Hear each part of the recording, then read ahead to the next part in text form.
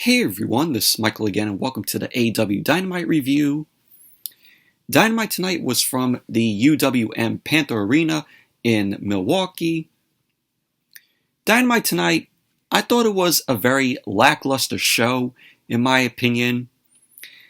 We had CM Punk's debut on Dynamite tonight after he made his return last Friday on Rampage in Chicago. Got a huge pop from his hometown, and what a historic moment it was. So Punk made his Dynamite debut tonight. But on Dynamite tonight, we saw Orange Cassidy. He ended up taking on Matt Hardy. We had the Lucha Bros, Penta El Zero Miedo, and Rey Fenix. They ended up taking on the Varsity Blondes, Griff Garrison, and Brian Pillman Jr. This was the AEW Tag Team Title Eliminator Tournament, which the winners will get to face the Jurassic Express this Friday on AEW Rampage. And also we saw Jamie Hayter make her in-ring return after she came back 2 weeks ago on AEW Rampage, where she ended up being up on Red Velvet after Britt Baker defeated Red Velvet on the first AEW Rampage show. And then we saw Darby Allin, John Moxley, and Eddie Kingston versus Ryan Nemeth, JD Drake, and Cezar Bononi trios match. And the main event, Malachi Black was in action, and he ended up taking on Brock Anderson. But overall, very lackluster Dynamite tonight outside of CM Punk. But anyways, before I get into the review, if you guys haven't checked out my previous video that I uploaded earlier today, did a review of the Burger King Brownie Batter Shake. So if you guys haven't checked out my review of that, definitely give it a watch. But it was a really good shake from Burger King. I would highly recommend it. If you guys go to Burger King next time, be sure to get the Brownie Batter Shake. Very good stuff. Amazing. But anyways, let's jump right into the review. So Dynamite opened up tonight with Orange Cassidy versus Matt Hardy. And this was a pretty decent match here. The match started with Orange Cassidy coming out, and then Matt Hardy ended up making his way out. And it started with Orange Cassidy doing the kicks, the light kicks where the fans go, oh, and then Matt Hardy was doing delete. So you had some of the fans doing delete also. So it was back and forth with Orange Cassidy and Matt Hardy. Cassidy did the light kicks. Matt Hardy ended up doing the delete. So Matt Hardy then put his hands in his pockets and pulled out a bunch of dollar bills. So Orange Cassidy delivered a drop kick, and the dollar bills end up flying in the ring. Orange Cassidy then delivered a suicide dive, which he was caught in midair by Matt Hardy. Matt Hardy ended up delivering the side effect on the floor. Matt Hardy ended up wrapping Orange Cassidy around the ring post. And then Matt Hardy went back to the ring. Matt Hardy ended up delivering a side suplex to Orange Cassidy. Matt Hardy then ended up grabbing all the dollar bills. He ended up putting them back in his pockets, because he's Big Money Matt of the Hardy family office. So Matt Hardy ended up mocking Orange Cassidy, doing the light kicks to Orange Cassidy's back. He then did a body slam and a elbow drop to Cassidy. Went for the cover, which Cassidy ended up kicking out too. And Matt Hardy, right here, he was just focusing more on Orange Cassidy's back. Orange Cassidy then got back up. He ended up slamming Matt Hardy's head into a few of the turnbuckles. And he ended up trying to go for the beach break, but his back was hurting him. Matt Hardy then delivered a powerbomb to Orange Cassidy, went for the cover, which Cassidy kicked out too. Matt Hardy was looking to go for the twist of fate, and Orange Cassidy ended up reversing it. He ended up tossing Matt Hardy out to the floor, and then delivered a suicide dive out to Matt Hardy. He tossed Matt Hardy back into the ring. Cassidy then headed up to the top and landed a splash and a twist and DDT on Matt Hardy. He went for the cover, but Matt Hardy ended up kicking out at 2. And Matt Hardy was busted open. He was bleeding. He was bleeding badly after those moves from Orange Cassidy. So both Matt Hardy and Orange Cassidy were on the second rope. Cassidy was delivering some punches. He ended up shoving Matt Hardy away. Cassidy then ended up putting his hands in his pockets, and he nailed Matt Hardy with a senton. And he ended up trying to go for the twist of fate, but Matt Hardy ended up jabbing Cassidy into the corner. Matt Hardy leapt off the second rope with an elbow drop to the back of Orange Cassidy. Went for the cover. Cassidy ended up kicking out at 2. Matt Hardy then tried to go for the twist of fate, but Orange Cassidy reversed it, and Cassidy ended up hitting the twist of fate of his own on Matt Hardy. So Cassidy went for the cover, and Matt Hardy ended up kicking out at 2. Of course, Hardy wanted to lose to his move there. So Orange Cassidy ended up trying to go for the orange punch, but Matt Hardy ended up going for a submission. Cassidy ended up fighting out of it. He ended up doing a sit-down pin on Matt Hardy, and Cassidy had his hands in his pockets when he delivered the pin to Matt Hardy. So there you go. Orange Cassidy ended up winning the match. Overall, it was a decent match. It was a fun match with Orange Cassidy and Matt Hardy there. And then we saw Malachi Black. Malachi Black ended up saying that he agrees with Arn Anderson, that his son, Brock Anderson, is in over his head. Malachi Black ended up saying that Brock should wait for the bell, roll out of the ring, and take the loss. So he ended up saying that Brock is going to then say, "I'm sorry." Black ended up saying that Brock Anderson can then go to the back and talk to his dad about all this. He ended up saying that if this goes any different, he's going to take out Brock Anderson and anyone else associated with the Nightmare family. Of course, he ended up taking out Cody Rhodes, a few weeks back. So he's going to continue to destroy anyone that is in the Nightmare family. So that's what Malachi Black is focused on.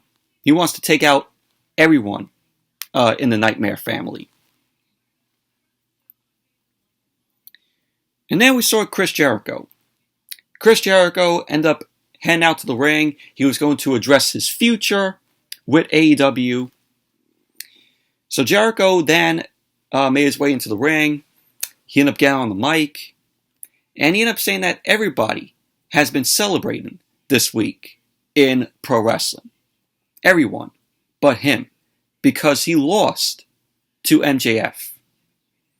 He ended up saying that it was not only the third time he lost to MJF, but he tapped out. Jericho ended up saying that it's been bothering him so much that he's lost sleep and that he always strives to stay on top. He ended up saying that it's driving him crazy that he can't beat MJF. He then went on to say that this is going to keep on going and will keep going after MJF. So Jericho ended up offering a proposal to MJF at All Out for one final match. So Jericho ended up asking MJF to come out. But of course, MJF didn't even come out. So Jericho then ended up saying that at All Out, if he can't beat MJF, maybe he doesn't belong in AEW any longer. So Jericho ended up saying that if MJF beats him, he'll go to the commentary table full time and do commentary for AEW Rampage on Friday nights, and that he will never wrestle in AEW again. So then MJF finally came out. MJF came out to give Jericho his answer. MJF came out. He was wearing a shirt that said MJF 3, Jerry Blow 0, which I found that funny. So MJF ended up saying that he just wants Jericho to leave him alone. So MJF was like, go away. MJF ended up saying that he sees through Jericho. And that Jericho saw MJF's meteoric rise in AEW. And that he was looking for the rub from the fastest rising star. So MJF ended up continuing that he promised to himself last week that he would never face or wrestle Jericho again. He ended up saying, however, he was the one who could say he ended Jericho. And that's legendary. So MJF was like to Jericho, you want the match? You got it. And MJF then said to Jericho that he should really consider this since he's already lost 3 times. So MJF ended up saying to Jericho, I'm better than you, and you know it. So that was how the segment ended. So we'll get another rematch at All Out with Jericho and MJF. But if MJF ends up beating Jericho, Jericho will no longer compete in AEW again, and he'll be full-time on commentary for AEW Rampage. And Jericho on commentary, he is great. He's very entertaining. Always love what Jericho has to say whenever he does commentary. But overall, this was a decent segment, and it furthers, more of Jericho and MJF's feud, which will conclude at All Out. I think that, in my opinion, MJF is going to win the match at All Out. I think he's going to have another win over Jericho at All Out. But that's my prediction. I may be wrong on that, but I see MJF getting another win over Jericho. And then we saw the Varsity Blondes. Griff Garrison and Brian Pillman Jr., they were getting ready for their AEW Tag Title Eliminator Tournament match against the Lucha Brothers. So Griff Garrison ended up saying they are family, and they get that the Jurassic Express is the most athletic tag team in AEW. So Brian Pillman Jr. ended up saying that his bond with Griff Garrison is tight, and they will win the match tonight and face the Young Bucks at All Out for the AEW World Tag Team titles. So that was what they had to say, and Julia Hart was also there by them. And then we had the matchup, the Lucha Brothers, Penta El Zero Miedo and Phoenix versus the Varsity Blondes, Griff Garrison, Brian Pillman Jr. Of course, with the Lucha Brothers, you had Alex Arhantes there with them. Julia Hart was also there with the Varsity Blondes. AEW Tag Title Eliminator Tournament match. The winners of this match will face the Jurassic Express this Friday on AEW Rampage.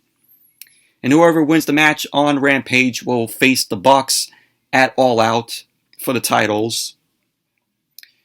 So we had the Young Bucks then pan out to the stage. They came out along with the Good Brothers and Brandon Cutler. So the match started off with Griff Garrison and Phoenix. Phoenix ended up trying to avoid Griff Garrison. Griff Garrison ended up trying to go for a big boot to Phoenix, but Phoenix ended up dodging out of the way. And then we had Penta and Brian Pillman Jr. Coming into the match. Penta was working over Pillman with some strikes. Pillman ended up working his way back into the match. Penta ended up on the apron. He was looking to go for the pile driver at Griff Garrison. Penta went out to the floor, and Brian Pillman Jr. was looking to fly, but Phoenix ended up taking him out. So Penta and Phoenix delivered double super kicks to both of the Varsity Blondes, Griff Garrison and Brian Pillman Jr. Phoenix then ended up doing the suicide dive to both Garrison and Brian Pillman Jr. So they went back into the ring. Pillman was able to get a deep stack on Phoenix. He went for the cover. Phoenix kicked out with 2. Griff Garrison then delivered a springboard elbow strike to Phoenix. He went for the cover, which Penta came in and broke up the pin. Penta then delivered a super kick to Griff Garrison. And at the end of the match, we had Penta and Phoenix end up winning assisted package pile driver on Brian Pillman Jr. So there you go. The Lucha Brothers ended up winning the match. They advanced to the finals on AEW Rampage this Friday, and they will be taking on the Jurassic Express.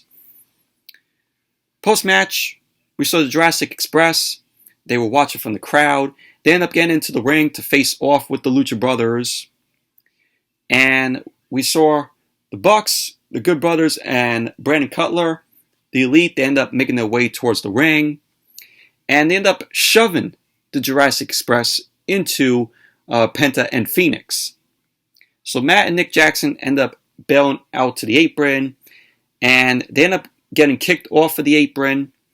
Phoenix and Jungle Boy end up doing suicide dives out to Matt and Nick Jackson.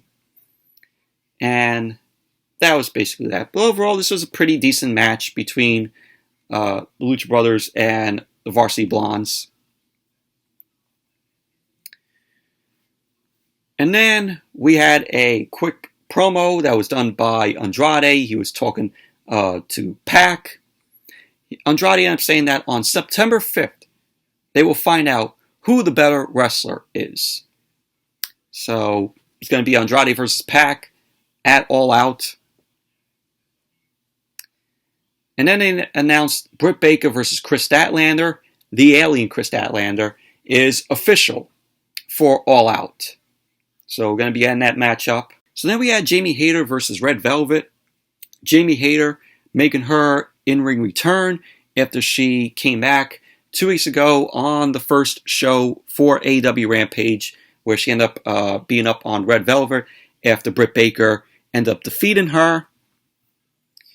So Red Velvet went right after Jamie Hayter, and Red Velvet ended up delivering a drop kick, and it did nothing to Jamie Hayter. And Jamie Hayter was out there along with, of course, Britt Baker and Rebel. Hayter then ended up landing the big forearm, which sent Red Velvet into the corner. We had Rebel and Britt Baker end up getting in Red Velvet's face, so Jamie Hayter can get a knee to Red Velvet's midsection, and she ended up throwing her against the ring post. Britt Baker then ended up whipping Red Velvet into the ring post, and then she ripped Red Velvet into the barricade because Jamie Hayter was distracting the referee. So Jamie Hayter took control of the match. Both Jamie Hayter and Red Velvet were throwing shots at each other. Jamie Hayter ended up delivering a back elbow against the ropes. Red Velvet ended up delivering some clotheslines to Jamie Hayter, and then a face buster. Britt Baker then got up on the apron. Red Velvet ended up decking Britt Baker off of the apron. Jamie Hayter ended up avoiding a move that was done by Red Velvet. She ended up hitting the backbreaker and a lariat to Red Velvet. And Red Velvet here, she was going for a move, and she botched the move. So because of that, Jamie Hayter ended up delivering the lariat, and she went for the cover, and there you go. Jamie Hayter ended up winning the match. Post-match, Britt Baker and Jamie Hayter were stomping away on Red Velvet. Out came the alien, Chris Statlander. So she ended up punching Britt Baker, and she ended up kicking Rebel and Jamie Hayter out of the ring. Statlander was looking to do a move on Britt Baker, but Britt Baker ended up fighting out of it and ran out to the floor. Chris Statlander then grabbed the AEW Women's World Championship, and she ended up holding up the title, and that was that. But overall, this was just a very meh match, in my opinion. But happy Jamie Hayter is back. She's very entertaining in the ring. So glad she's back. She's been out for a while. She's been out for 2 years. And then we had the Dark Order backstage. The Dark Order was talking about having some obstacles. Evil Uno ended up noticing some of them weren't out at the ring a few weeks ago. Evil Uno ended up saying that they should be helping each other, which Alex Reynolds ended up laughing. And Alex Reynolds ended up saying, that's not what we did for Hangman Adam Page. So Evil Uno ended up saying that they need to honor what Hangman Adam Page wanted. And maybe Alex Reynolds needs to take a step back and be in John Silver's shadow. So Alex Reynolds, he was pissed off at this, so him and John Silver end up leaving.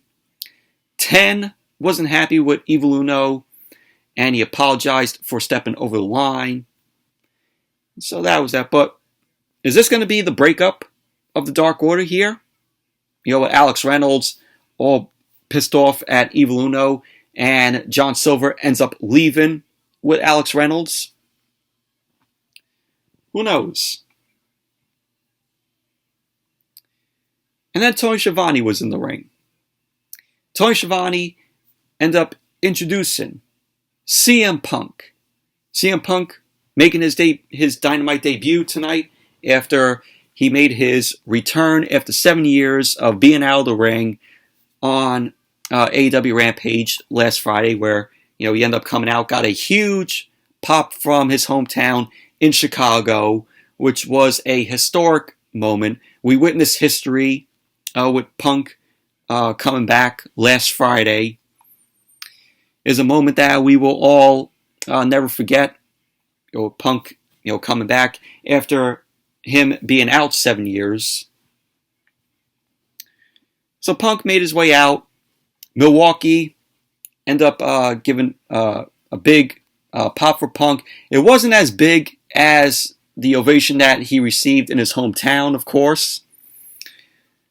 But Tony Schiavone ended up saying that it's an honor to be in the ring with Punk. So Tony then asked Punk a question, and the crowd was still chanting CM Punk. And then Punk responded to Tony Schiavone. He kept saying to Tony, "Oh, I can't hear you." So both Punk and Tony Schiavone were laughing. Looked like they were having a good time there. Tony Schiavone looked like he was having a good time, being with Punk in the ring. You could tell that he was glad to see Punk back. So Punk was then joking with the crowd. He was like, "Oh, it's a little too loud." And he wanted to hear Tony Schiavone's question about what brought him back. So Punk ended up saying that it's guys like Brian Pillman Jr., it's guys like Jungle Boy, it's guys like Penta and Phoenix. He kept saying before those guys, there's only one, Darby Allin. So Punk ended up saying that he's not long the voice of the voiceless. And there are people in the back that listen. He kept telling Darby Allin that he's watched him. And he thinks Darby Allin is reckless and just wants to end himself. And it makes him think, when it comes to facing a guy like Darby Allin, that CM Punk can still go and that he is still the best in the world. He kept saying that if the answer is year, it starts with Darby Allin. Punk ended up saying that Darby Allin would have been his favorite wrestler when he was 15 years old. He kept saying that Darby Allin doesn't fit the mold of what someone else thinks a pro wrestler is. He kept saying that he's not the biggest or the strongest, but he's got heart. So the crowd was chanting, "Yes, yes," which Punk ended up saying, that's someone else's shtick.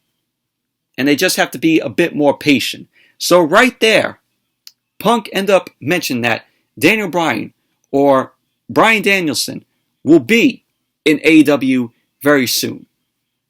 And Daniel Bryan's debut, I would have to see him debut at All Out in Chicago. Daniel Bryan's going to be debuting at All Out in Chicago on September 5th. So we had Punk saying that he's looking to prove the haters wrong. He then says hi to his wife, of course, AJ Lee, which AJ Lee, I think she is going to be returned to the ring soon. I think AJ Lee will possibly be in AEW since Punk is now there. AJ Lee, not too far behind. I think AJ Lee will be in AEW at some point. Maybe she'll be in AEW maybe next year. That's my prediction. But since Punk is in AEW now, AJ Lee, I think she is not too far from debuting and coming back into the ring. I sense her, like I said, coming back maybe next year. But that was how the segment ended. But very good segment with Punk making his Dynamite debut after he returned on Rampage last Friday after 7 years of being gone from the world of professional wrestling. And Rampage last Friday, it drew 1 million viewers for CM Punk's return. It drew 1.1 million viewers. It represented a 0.53 rating in the key demo, which that is very good.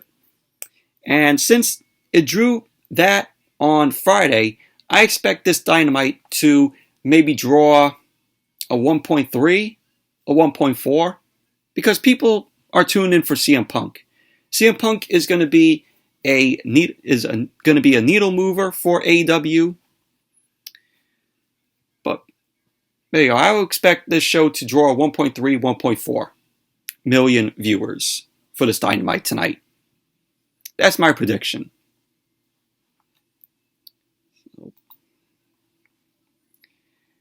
And then we saw Miro. Miro ended up cutting a promo about how God backs him because he's the Redeemer. Miro ended up saying that he wants Eddie Kingston before he burns everything to the ground. So I guess Miro's next opponent is going to be Eddie Kingston. And then we had a trios match. Jon Moxley, Eddie Kingston, and Darby Allin versus Ryan Nemeth, Cezar Bononi, and JD Drake. Of course, Sting was by Moxley, Eddie Kingston, and Darby Allin. And Pretty Peter Avalon, of course, with Ryan Nemeth, Cezar Bononi, and JD Drake. This was just a very meh match. Didn't care for the match, but Darby Allin was, of course, entertained as always. Yeah, Darby Allin and JD Drake start off the match. Darby Allin ended up knocking JD Drake out to the floor. He was looking to go for a dive, but JD Drake ended up running off to the side. Kingston ended up coming in. We had a Eddie chant from the Milwaukee crowd. Ryan Nemeth, Dolph Ziggler's brother, of course, ended up coming in. He ended up strutting a bit. So he ended up going for a chop, which didn't do much to Eddie Kingston. Kingston ended up delivering a shot, and Ryan Nemeth ended up tagging in Cezar Bononi.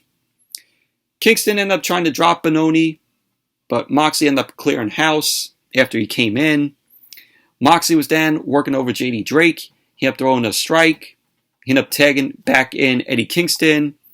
Kingston ended up dropping JD Drake. Darby Allin then ended up coming in. He ended up nailing a code red on JD Drake. Darby Allin was delivering some slaps. He ended up hitting the ropes, and Peter Avalon ended up tripping Darby Allin. Sting ended up getting right in Peter Avalon's face. Moxley and Kingston were swinging away on him. Ryan Nemeth then ended up grabbing a chair, and Jon Moxley and Eddie Kingston ended up just taking him out. Darby Allin then ended up delivering a stunner on JD Drake. Darby Allin then headed up to the top and, of course, nailed the coffin drop on JD Drake. And he went for the cover. And there you go. Darby Allin, Jon Moxley, and Eddie Kingston win the match. Post-match, Daniel Garcia ended up coming in. He ended up blindsiding Darby Allin. Sting then got into the ring, and Daniel Garcia ended up getting out of the ring, head up to the stage. And that was that. But overall, very meh match. Very predictable on who was going to win this trios match. If you have a match that has Ryan Nemeth, Cezar Bononi, and JD Drake out there with Peter Avalon, you already know they're losing the match. Those guys are losing the match. I mean, this was a match that you would see on AEW Dark. And it felt like it. It felt like I was watching an AEW Dark match. So then they announced the Women's Casino Battle Royale and the new participants in the Women's Casino Battle Royal. It's going to be Julia Hart, Big Swole, The Bunny, Thunder Rosa, Red Velvet, Tay Conti, Penelope Ford, and Diamante. And Nyla Rose was also announced for it. So there you go. Woman in the Women's Casino Battle Royale. So then we went backstage. Alex Marvez was talking with Tay Conti about being in the Women's Casino Battle Royale. Marvez ended up asking her about the Dark Order having issues. So then we had the Bunny end up coming up, and the Bunny ended up saying, why is Tay Conti bothering with those losers known as Dark Order? So the Bunny was like to Tay Conti, oh, you should join the Hardy family office. And so the Bunny ended up handing Conti a contract. Tay Conti ended up saying, no, she won't join the Hardy family office. And so Conti ended up tearing up the contract. The Bunny ended up slapping Conti in the face. And they just went at it, and then they got separated. So that was basically that. But it's going to lead to a match this Friday on Rampage. It's going to be the Bunny versus Tay Conti. So we're going to be seeing that on Rampage this Friday. So then we saw Dax Harwood. Dax Harwood ended up giving an update on Cash Wheeler. He ended up saying that he is still healing from his injury, that Wheeler is still healing from his injury, and that him and Dax Harwood want another match.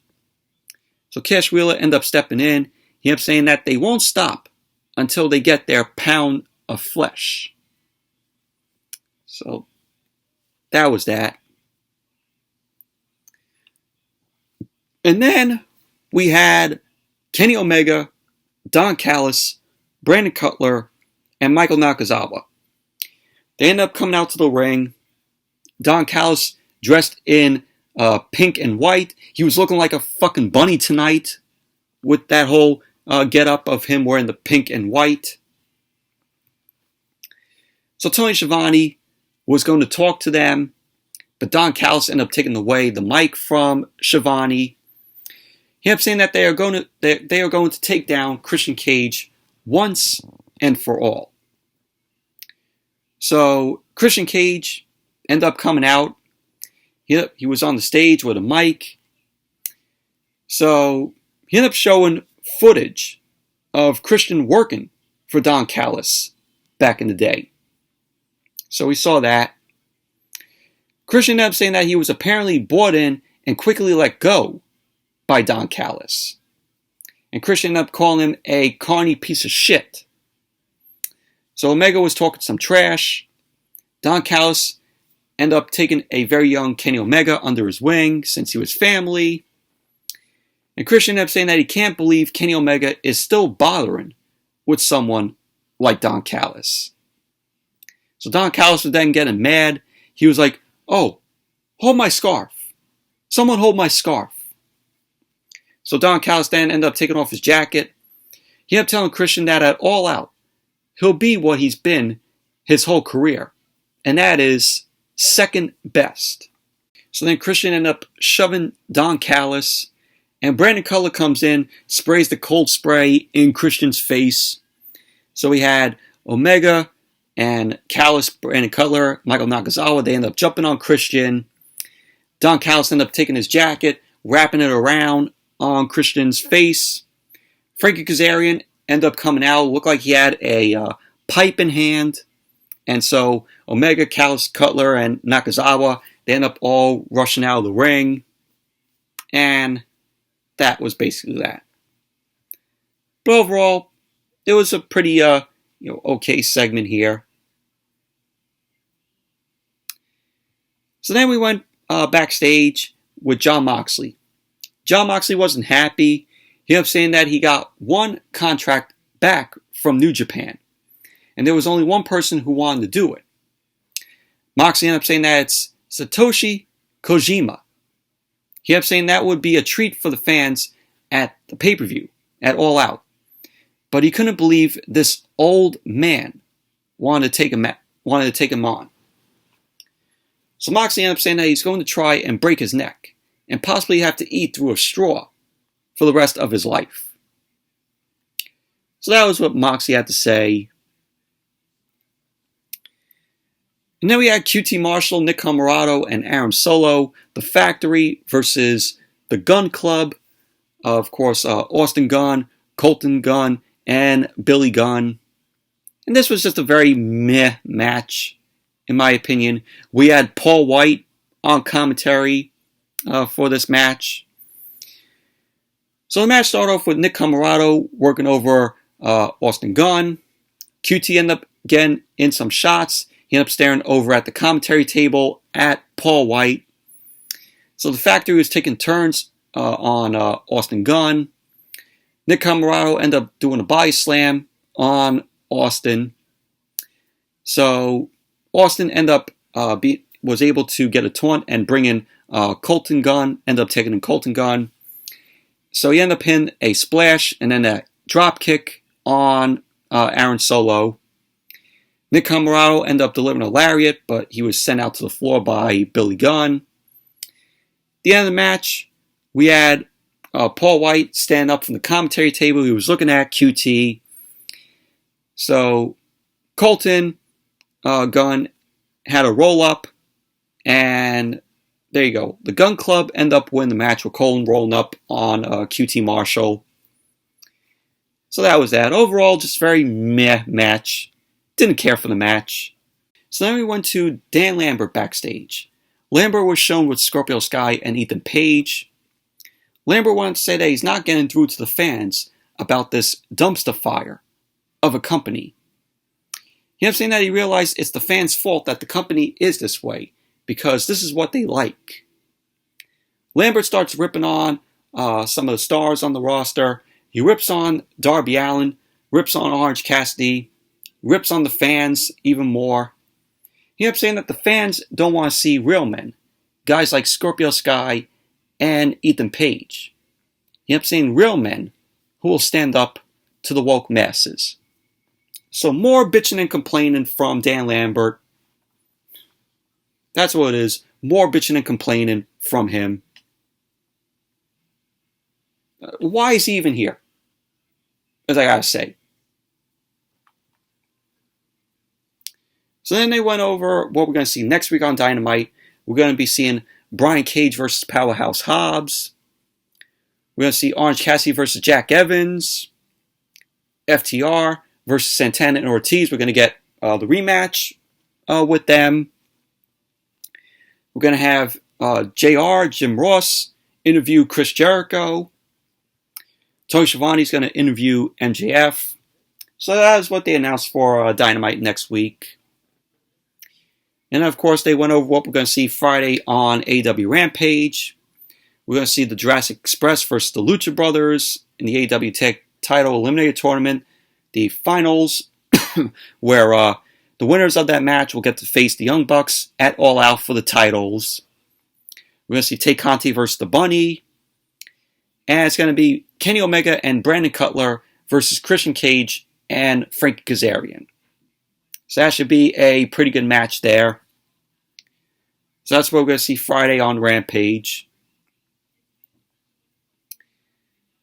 And then we had the main event. Malachi Black versus Brock Anderson. This was a squash match. Malachi Black won the match. You know, Brock Anderson, I'm like, he gets in the ring with Malachi Black. I'm like, he's going to get destroyed by Black. So Brock Anderson ended up going right at Malachi Black as the bell ended up ringing. He ended up throwing a punch at Black, and Black came back, delivered some punches in the corner to Brock Anderson. He ended up throwing some kicks in the corner. So Malachi Black was looking over at Arn Anderson. He pulled Brock Anderson over by his hair in front of Arn. So Brock ended up looking to be bleeding a little bit. So Arn Anderson ended up having a white towel in hand. He ended up throwing it on the ground. It looked like he was going to toss the towel into the ring. Black ended up telling Arn to throw the towel into the ring. So Black then turned around and Brock Anderson started delivering some punches. And then Black came back, delivered a exploder suplex. And then he clocked him with the Black Mass. And the crowd was chanting one more time. So then Black went for the cover. And there you go. Malachi Black ended up winning the match. Post-match, Arn Anderson ended up getting into the ring to help, of course, his son. Black ended up leaping out of the ring, and he grabbed a chair. Arn Anderson ended up facing up with Black, and he ended up telling Black to fight him without the chair. So Black then tossed the chair to the side. He ended up going for the Black Mass. Arn Anderson ended up blocking it. Black then delivered a low blow kick, and then he ended up hitting Arn with the Black Mass. So Black ended up sitting on the top turnbuckle. He started looking down at both Brock and Arn Anderson. So we had Lee Johnson. Lee Johnson ended up making his way into the ring. So Black ended up getting out of the ring, wanted nothing to do with Lee Johnson, and Johnson was just staring at Malachi Black. Black made his way up the ramp, and that was how Dynamite went off the air tonight. But overall, this was just a squash match with Malachi Black and Brock Anderson. We all knew Malachi Black was going to get the win. But overall, this was a very lackluster Dynamite tonight. Just very lackluster. But anyways, that's it for my review of Dynamite. Thank you all for watching. Hope you all enjoyed this review. Definitely give the video a thumbs up, comment, subscribe, and until next video, I'll see you all later.